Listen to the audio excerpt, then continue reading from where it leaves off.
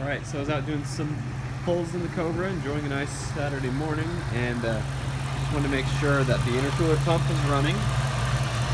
It is. You can see it in there cycling and bubbling. But it's always good to make sure that this intercooler pump is on, or you're going to really heat soak the blower, and it pulls timing from the engine. And you want to make sure it's running, because that's something that you're going to be using all the time, especially if you go on a trip somewhere. See it in there moving around. So there's also a way to test that if the car isn't at operating temperature, because that won't turn on until the car is heated up. It's run by a relay right here, and that relay will not turn that pump on until the engine's warm. I think it's 80 degrees is what I've heard. The engine has to get up to at least that before, which you would think would be pretty quick, but it's you know, if you go out and start the car and look for it, you might not see it running, unless you've been driving it lately.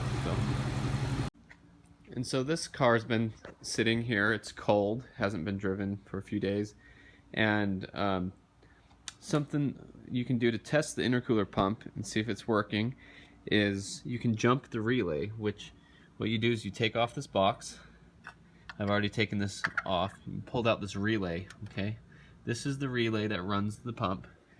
Just put it over here nicely, and you can use a pair of pliers.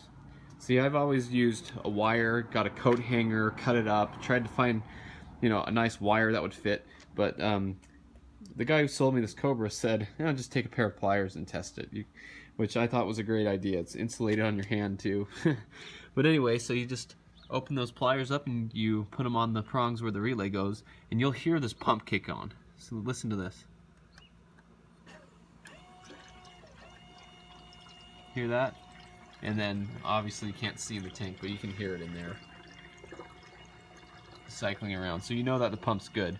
These pumps build up with carbon and they get really gross, and I've taken them apart and beat the carbon out of them to get them to work again, but you know, 40,000 to 50,000 miles they have some problems, so it's always good to keep an eye on that.